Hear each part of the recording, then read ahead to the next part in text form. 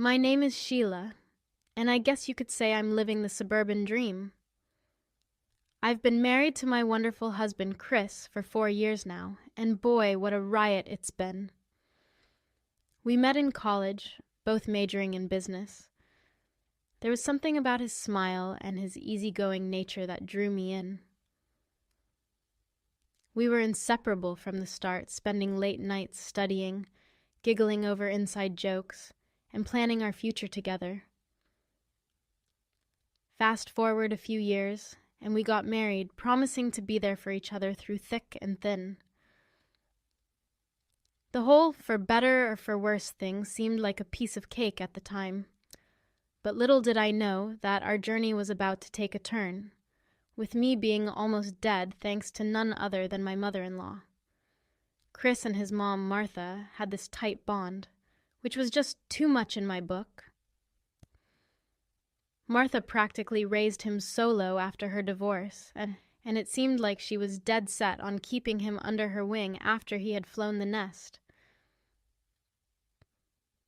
I'd heard tales about how she used to match outfits with him, and she'd always be there like a shadow while he used to play with his friends. Let me tell you about Martha's timetable for Chris. It was like she was the master architect of his life or something. She'd have this whole elaborate schedule mapped out for him from the moment he woke up to the moment he went to bed. Even when he headed off to college, the clinginess didn't exactly fade. She'd call him multiple times a day, checking on his schedule and even popping in for visits twice a week. Honestly, it left its mark on Chris. He was this amazing guy, but you could tell he carried the weight of all that on his shoulders. He doubted himself a lot, always wondering if he was doing the right thing or if he was living up to her expectations. She had this tendency to get a bit jealous of Chris's girlfriends, which was a bit on the weird side. I remember when Chris introduced me to her for the first time at dinner. I could practically feel her eyes scanning me from head to toe, assessing every detail. "Sheila, it is so lovely to finally meet you. Chris talks about you all the time." "Thank you, Martha. It's great to meet you, too." "Oh, I'm sure it is. Chris has a way of, well, surprising us with his choices." "Yeah, he's full of surprises. So, Sheila, tell me, what do you do for a living?" "I work in marketing. It's pretty exciting. There's always something new happening." "Check this, Sheila. Chris used to date some characters, like Lily, this artsy chick, always lost in her own artsy universe. Not exactly the practical type." "Please, Mom, you're embarrassing me." "Seriously?" "Oh, totally. And then there was this musical wonder. Talented, but maybe a bit too free-spirited for my taste. You know, Sheila, no matter who comes into Chris's life, I'll always be the first woman he loves." "Come on, Mom, you got it. Mother-son bond, you know?" "Yep, gotcha." Even when I tried to have a conversation with her, it felt like I was navigating a minefield. I'd mention a movie I liked, and she'd actually mention that Chris didn't enjoy that genre much. I'd talk about a place that I wanted to visit, and she'd drop in and say that Chris had already been there with her. It's like she had this mission to prove she was the ultimate Chris expert, and I was just an amateur. She just came off as so insecure to me from the very first time we met. She had an opinion about everything. From how I should decorate our apartment, to what I should cook for dinner as per Chris's preferences. It felt like I was competing for Chris's attention with his own mother. Things took an even wilder turn when Martha's kitchen caught fire, turning the house into a disaster zone. She needed a place to stay during the renovations, and of course, we had to invite her. The day Martha arrived, she handed me a 14-page rulebook. Yes, you heard that right. A freaking rulebook. "Hey, Martha. I'm sorry about the fire at your place. Man, that must have been tough.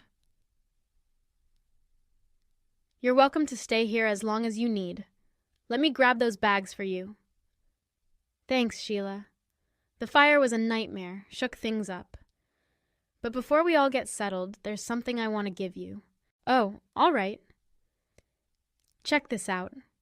It's my little creation, a guide to keeping peace around the house. A guide? Okay, that's interesting. You got it. It's just my way of keeping things on track while I'm in the picture. Well, what is with all these rules? You know, I've always believed in having some ground rules in a house. Back in the day, I had to keep things in check while handling Chris. We don't need a rule book to function as adults, do we? Oh, Sheila, I get it, but having a few ground rules can prevent unnecessary drama, you know? And breaking them might have some consequences. Consequences? Are we running a boot camp here? Stop complaining. Now let's tackle those bags. I'm curious to see where you've tucked me in. Once I showed Martha her room and got back to mine, I flipped through the pages, each one outlining absurd rules like vacuum the living room precisely at 8:30 a.m., serve dinner at 6:45 p.m., shop, and my personal favorite, wash the bathroom tiles with lemon-scented cleaner every other day. I was shocked at the list of rules. What kind of controlling behavior was this? When Chris got back from work, I showed him the rulebook. Before going to bed, we both started laughing at it. It was like we stepped into this whole other universe where everything was super organized. Okay, this one takes the cake, arrange the spice jars in alphabetical order. Yes, I guess our spices are going for a degree in linguistics. And do not miss the Gourmet Tuesdays, where I apparently have to whip up a 5-course meal from scratch. Well, that is one way to turn our humble kitchen into a Michelin star restaurant. You know, honey, my mom means well, but she needs to realize that I have grown up now. This is our house, not hers. We have our own way of doing things. You're right. So promise me you will not take this rulebook too seriously. It's just her way of showing that she cares, even if it's a bit eccentric. Deal. No alphabetized spices or gourmet extravaganzas in our future, I promise. The next morning I woke up and Chris was already ready for work. He kissed me goodbye. Martha's rulebook was sitting on my bedside table. I checked the time, around 8 o'clock a.m., and realized that according to the rulebook, I should be getting ready to vacuum the living room by 8:30 a.m. Yeah, right, I thought. I took a shower, got dressed, grabbed a granola bar, and left for work before Martha could catch me. I walked in after a tough day at the office, hoping to relax on the couch. But as soon as I stepped through the door, it was like walking into a storm. Chris and Martha were locked in this intense argument in the living room. Martha was all worked up. Chris, I'm really struggling to understand why Sheila can't seem to respect the rules I've set in this house. Did you notice that Sheila just left for work this morning without doing any of the chores? Mom, we've talked about this. This house is turning into chaos. It's about maintaining order. That's how I raised you. Raised him with rules that he's now grown out of. Look who is here. You think you know him better, huh? Because I distinctly remember him asking for pancakes every Sunday morning when he was a kid, Mom. Seriously, Sheila, who even are you? This is my son's house, and it belongs to me as much as it belongs to you. Excuse me, what? Chris, Mom, I need to come clean. This is Sheila's house. She owns it. What? How is that possible, Martha? When Chris and I got married, my parents gifted me this house as a first anniversary present. It's under my name. Chris, you never told your mom? I didn't want to complicate things, so I let you believe it was mine. I'm sorry, Mom. So after Chris did his dramatic storm off, I was left standing there, totally dumbfounded by what he'd just thrown into the conversation. My brain was doing some serious acrobatics trying to figure out why he'd go all Mission Impossible with a lie about our house. Chris had never, not once, lied to me before. He'd always been the sweetest, most genuine guy. I took a deep breath and headed to our bedroom, giving the door a gentle push. There he was, Chris, looking like he was drowning in guilt. "Hey, can we talk?" "Yeah, I guess we should. Look, I'm not mad or anything. I can't wrap my head around why you would lie about the house, of all things. You know we have always been open and honest with each other." "I know, honey. That's what's been eating me. I should have just told you the truth from the start." "Okay, so what's the deal?" "It's my mom. She has always been on my case, you know. Ever since I was a kid, she's had these expectations about who I should be and what I should achieve. It's like she wanted this perfect version of me." "And you thought lying about the house would what? Impress her?" "No, not impress. More like disappoint her. She's always been proud of her control over things, and I thought if she found out that you're the one who actually owns the house, it would shake things up. She would be disappointed in me for not being the son she wants me to be. Wait, hold on, Chris. You are your own person. You have always been kind, hardworking, and true to yourself, baby. You are the man I fell in love with. Why does she need to define your worth?" Chris's backstory with his toxic mother was hitting me hard. Growing up with that kind of negativity made him feel like he had to lie to his own mom. The whole thing was straight up unfair. Chris, the most chill and caring guy I knew, carried around this heavy baggage from his messed up family. He deserved better, a childhood that didn't leave him feeling like he had to lie or prove himself. What really irked me was how toxic Martha could be. It made sense why she had no friends and nowhere to go when her kitchen burnt down. I was mad. She was so mad that she had this hold over Chris, that she made him feel like he had to lie to keep the peace. I was mad that she was this toxic presence in our lives. It was like she was poisoning everything. The next day was seriously weird. I was getting ready for work, fully prepared for Martha to come at me with her usual chore checklist or some sarcastic comment like she always did. But surprise, she was radio silent. I headed to work feeling a mix of relief and suspicion, thinking, is this the calm before the storm or what? As soon as I stepped through our front door after work, I saw that my living room was a total mess. Furniture was moved around, and vases and plant pots from my beloved indoor garden were nowhere to be seen. "Martha, what have you done?" She emerged from around the corner. "Oh, Sheila, I just thought the room needed a bit of a change." "Change, Martha? This is our home. You can't just come in and rearrange everything without even asking." "Well, I thought it would be better this way, and those plants were taking up too much space. You know what, Martha? I'm just tired of your constant need to control everything. I invited you into my home, gave you a space here, and what do? You find new ways to make my life miserable. Oh, please, Sheila, spare me the drama. You are overreacting. They were just plants." Stepping into my bedroom was a bit of a shocker. My bed was against a new wall. The photo frames on the dresser seemed cramped, and my desk was in a spot that made zero sense.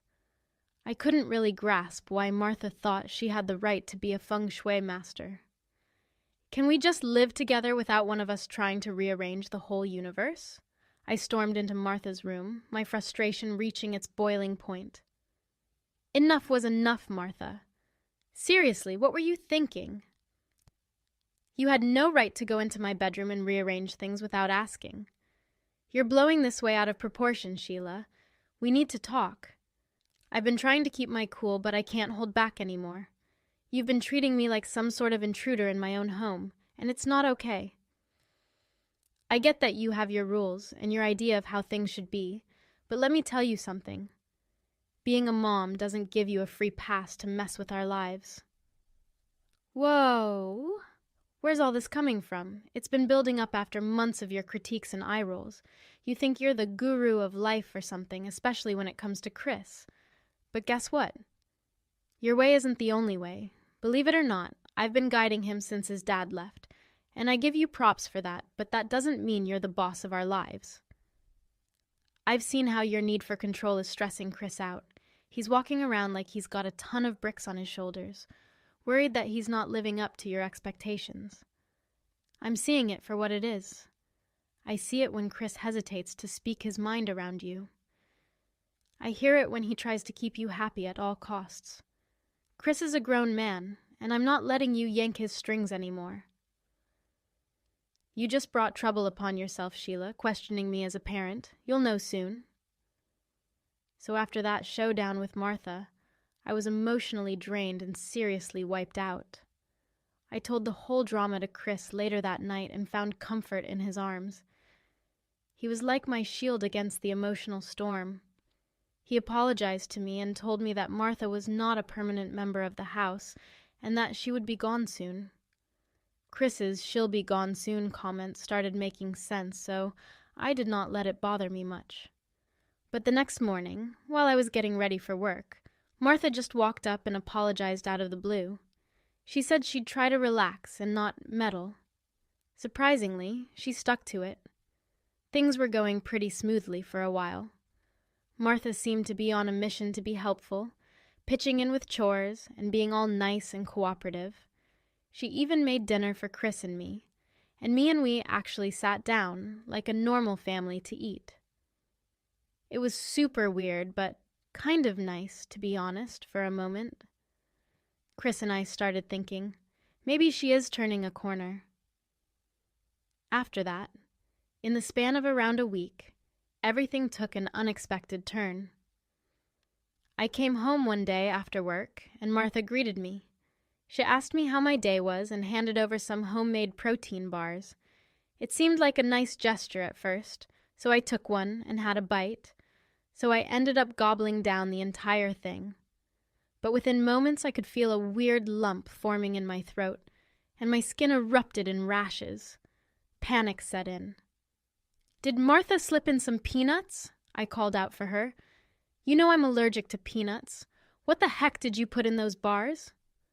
"Oh my gosh, Sheila, I forgot about your allergy. I didn't mean to, I swear," Martha replied. "Seriously, Martha?" "Oh, come on, Sheila, it must have slipped my mind, just like my rules slipped yours." "Oh my God, are you kidding me? I could die." I rushed to my room to get my EpiPen, and Martha followed. "Why did I put that EpiPen? I need it now."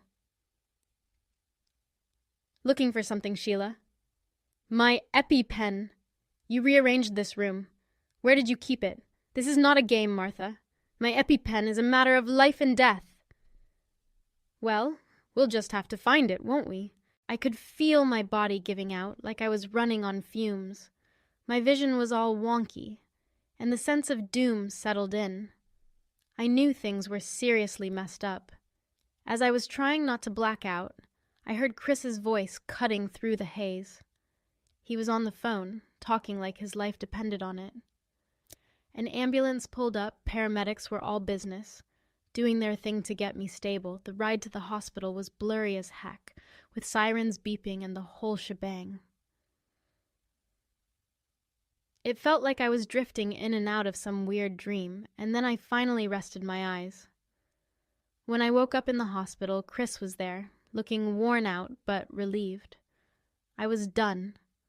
Done with her manipulation, her toxicity, and her complete disregard for anyone's well-being but her own. As soon as I was discharged, I had a serious heart-to-heart with Chris. He knew it was time to take a stand, too.